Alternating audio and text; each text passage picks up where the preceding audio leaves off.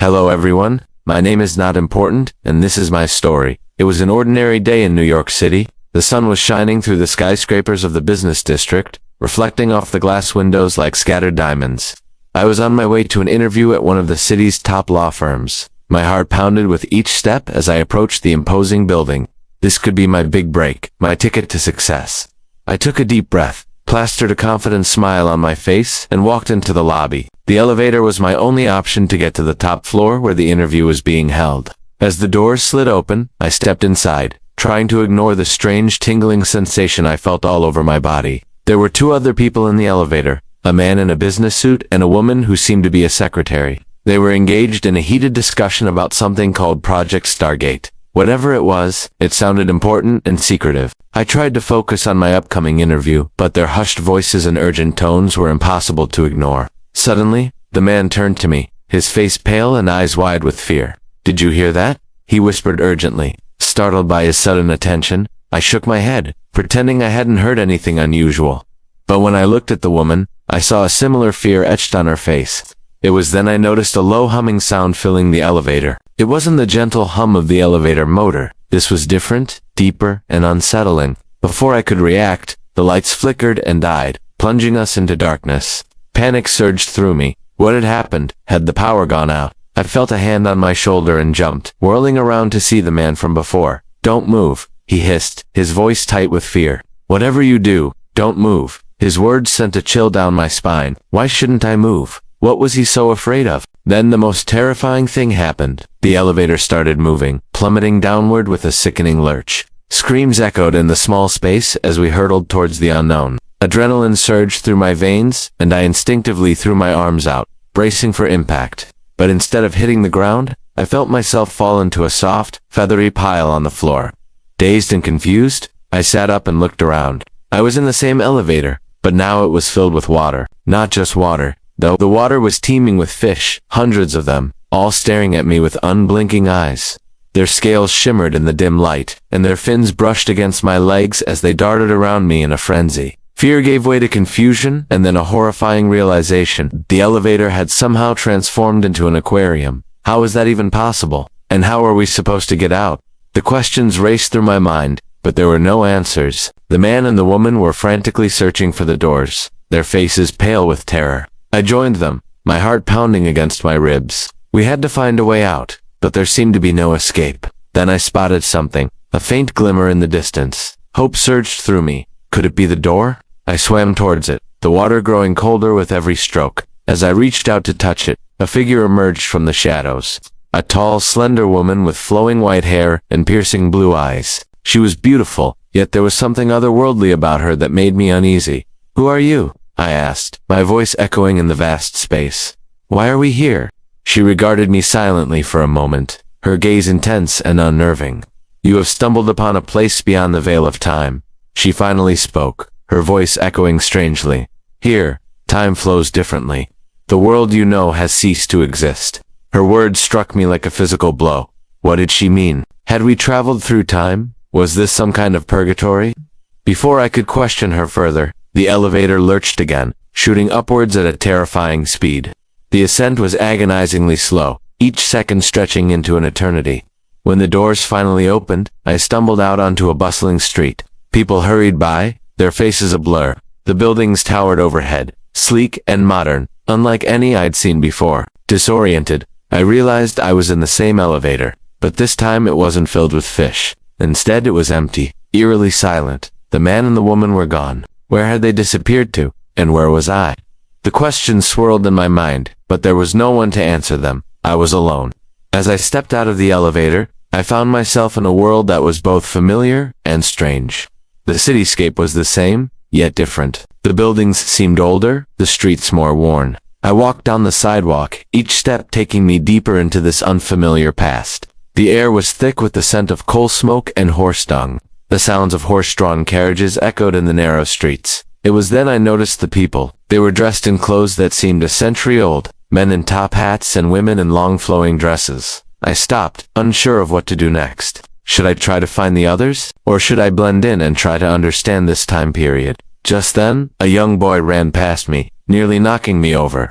He had bright red hair and a freckled face. I couldn't help but smile. Despite the strangeness of the situation, there was a certain charm to this era. I decided to explore. I walked into a nearby tavern, the sound of laughter and chatter washing over me. Inside, men were playing cards, drinking heavily and arguing loudly. A group of musicians played lively tunes on a makeshift stage. It was a raucous scene, but it was also strangely comforting. I found a corner table and sat down. An old man with a long white beard approached me, his eyes twinkling. "What can I get for you, son?" he asked, his voice gruff but kind. "Just a water, please," I replied. As the old man poured me a glass of water, I couldn't help but stare at the strange contraption in his hands. It looked like a beer tap, but instead of beer, he was pouring water. "Is that a beer tap?" I asked him. The old man looked at me as if I were crazy. "Of course it's a beer tap. What else would it be?" I hesitated. "But you seem to be pouring water." The old man's eyes widened in surprise.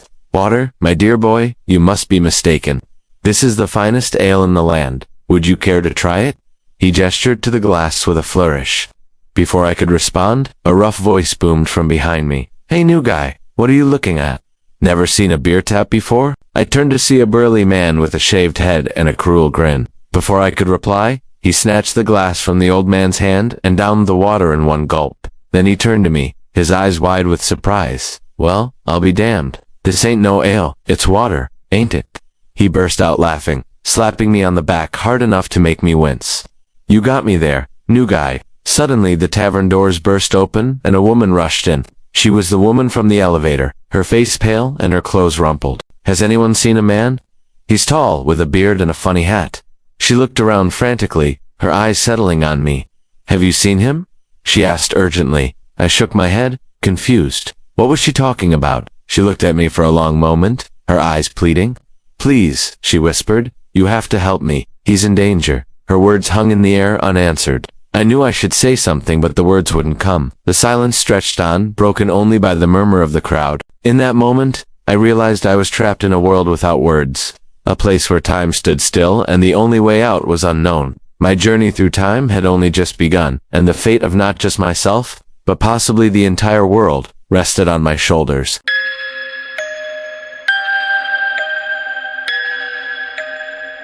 I recently made a video about 4 therapy, and it was actually one of my most disliked videos. Well, dislike to like ratio. It's actually the worst one that I've ever seen. In that video, I explained why people were getting sick after getting vitamin drips, and I explained why they were getting vitamin deficiencies from their drips. And many of you were very upset because you thought that I was bashing for therapy. I would never do that. There are many benefits to 4 therapy, and I have a lot of them in my office. We use them all the time. I love the 4 therapy when it's done correctly. But there is a new trend now in 4 therapy that is absolutely dangerous, and that is what I was talking about in my last video. In this video, I am tell you about the one IV drip that can actually kill you and the reason why. I want to preface this by saying that any medical procedure has risks associated with it. Taking vitamins by mouth also has risk. You can overdose on fat-soluble vitamins by taking them by mouth. What I am talking about in this video are the 4 drips that are being sold to you as the ultimate anti-aging drip, or the ultimate immune drip, or the ultimate performance drip. I mean, there are just so many of these different drips for different things. And here's the problem. Anytime you add something to the body that wasn't there before, whether it be medication or supplements or vitamins, you introduce the risk for an adverse effect. And the problem is, when you start adding more and more things to the body that were there before, you start increasing the risk for adverse effects. And that's the problem with these 4 drips. They have so much stuff in them that can cause adverse effects. And I'm going to show you one ingredient in particular that has killed people. So let's talk about this one ingredient first. It's called iron. Now, if you need more iron, okay, great. Take some iron. We can do an IV iron. We do for iron all the time. But what I am talking about in this video is IV iron that is added to a bag of saline or D5 water, which is not where iron belongs. Iron should be in your blood, right? If you want to put it in your blood, then do an IV push of iron in your arm. It goes into the vein and goes into the blood. You don't dump it in the bag, because when you dump it in the bag, now you're risking all sorts of side effects.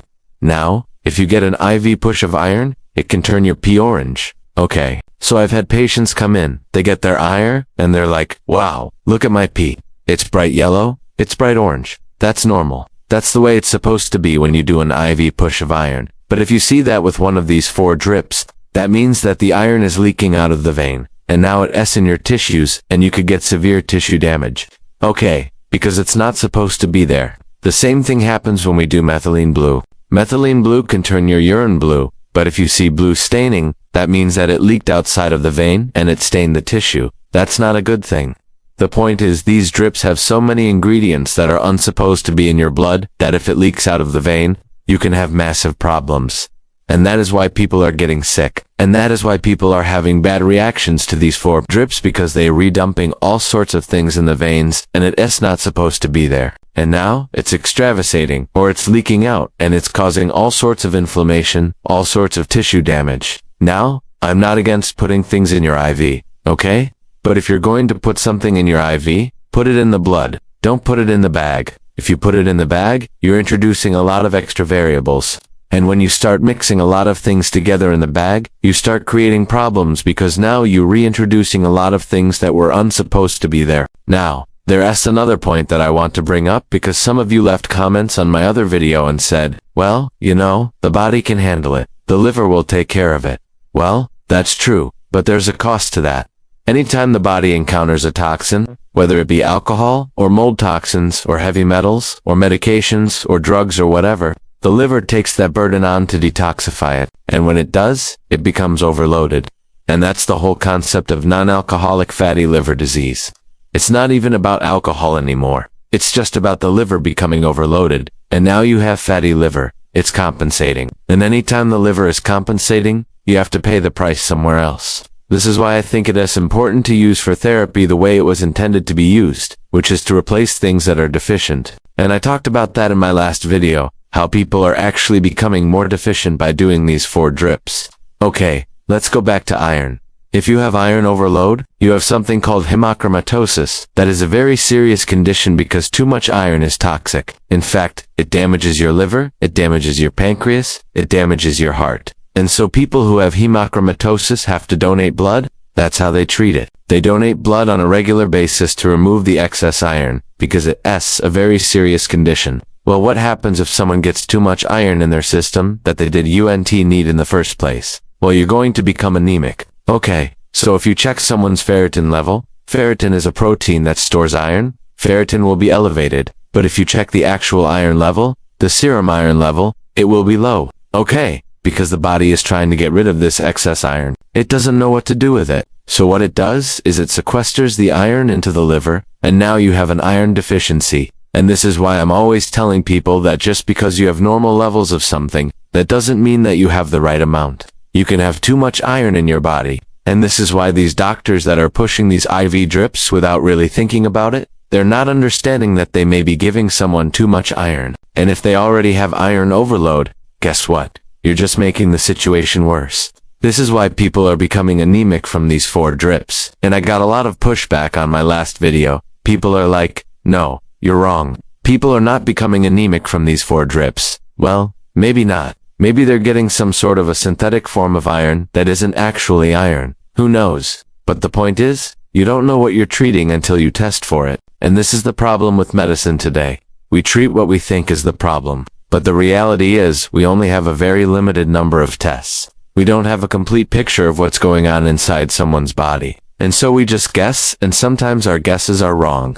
Now, if you take the approach of treating the root cause of the problem, then you won't have to worry about giving someone too much iron, because if you're focusing on the root cause, you don't have to do all this band-aid stuff. And this is what I advocate. I advocate finding the root cause of your health problem, whether it be nutritional deficiencies, whether it be toxicity, whether it be underlying infections, undiagnosed or misdiagnosed chronic diseases. Those are the things that I focus on eliminating, so that you no longer have the health problem in the first place. Now, if you just keep putting band-aids over and over again, you're never going to fix the problem. And that's what these 4 drips are. They're band-aids. Now, there's nothing wrong with using them once in a while, but don't make them a crutch. And I think a lot of people are making them a crutch. They keep going back and back and back, and they're getting worse. And so I hope this video clarifies things. Now, if you haven't seen my previous video on 4 therapy, I put that up right here. Check it out.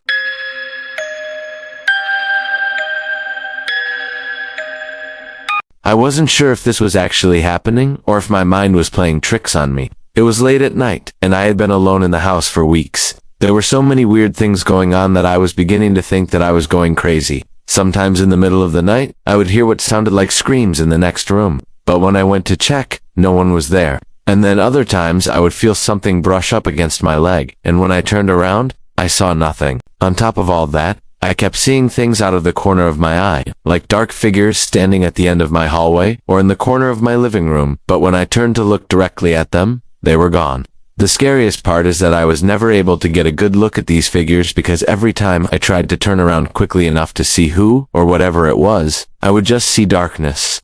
This happened so many times that I started to dread looking away from something, because I was terrified that when I turned back around, I would be met with the face of a complete stranger. If that wasn't freaky enough, though, things took a turn for the worse when I started hearing what sounded like whispering. It was always right outside my bedroom door, and I could have sworn it was people talking about me. It didn't sound like they were speaking English, though. It was some kind of foreign language that I didn't recognize. And sometimes the whispers would come right before something would brush up against my leg or my arm. I don't know what it was, but it was definitely something with a physical form, because I could feel it touching me. But every time I got the courage to turn around and look, there was nothing there. So after a while, I just gave up on trying to understand what was going on, and I just decided to live my life. Even though I could hear and feel things around me, I tried to push it out of my mind and pretended like it wasn't there.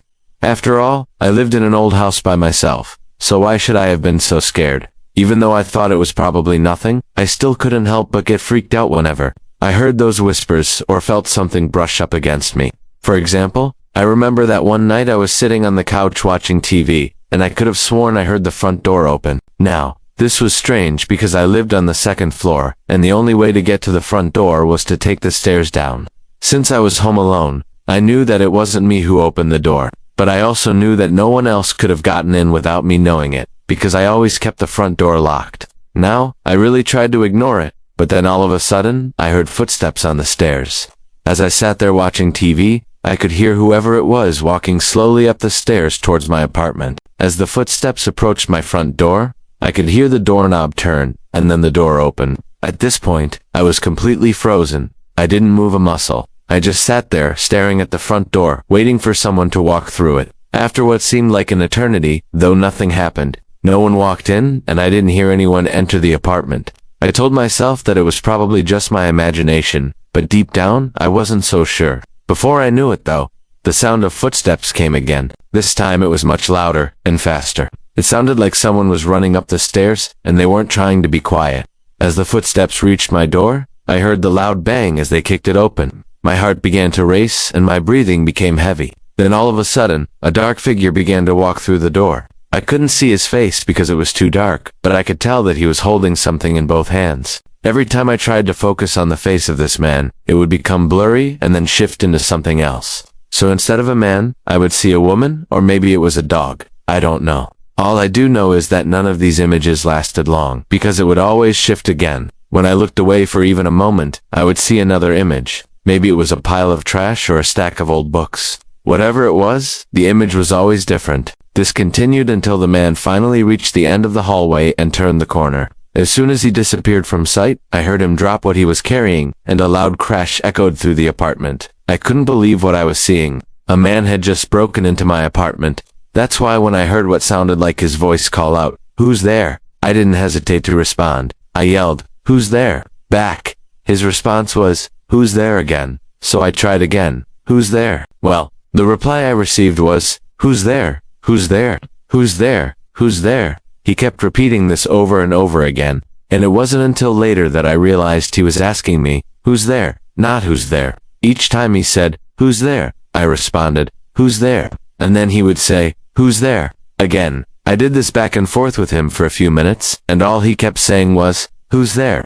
Eventually, though, he stopped responding. I don't know how long we stayed like that, but eventually he started asking me questions instead. Each question was asked in a very aggressive tone and sounded like, "What are you doing here? Why are you here? And how did you get here?" I tried answering each of his questions, but all I ever heard in response was, "Stop lying." Eventually, though, I heard him start yelling, and it was at that moment that I realized something was wrong.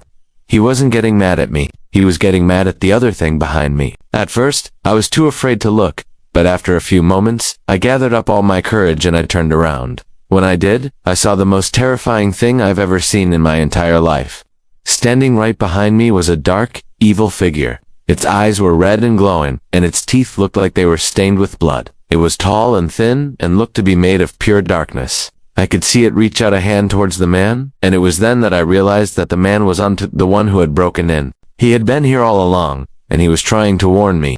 When he first called out, "Who's there?" he wasn't asking me a question. He was trying to warn me that the thing behind me was there, and his name wasn't, "Who's there?" either. It was an attempt to get me to repeat his name, so that it would bind me to him. You see, he wasn't a bad spirit. He was trying to help me. And if I had known that earlier, I wouldn't have been so scared when I turned around. I mean, yes, I would have been scared to see a giant creature made of darkness, but I wouldn't have screamed and attracted its attention. Once I screamed though, it began to approach me with the intention of possessing my body.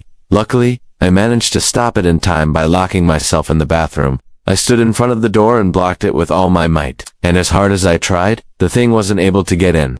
Eventually it gave up and left me alone. In the morning after, of course, it was all light out. I went back into the hallway to see what the commotion was all about, but I found nothing. There was no sign that anything had ever been there. In fact, everything looked exactly as it had the night before. After that day though, I never heard or saw anything again. I honestly think that the entity had possessed the man and used him as a vessel to try and get me. I really believe this because after it tried to possess me, I saw the man wandering around the city in an insane manner. I don't know what happened to him afterwards, but I hope that whatever it is he is a part of now does Ante try to find me again.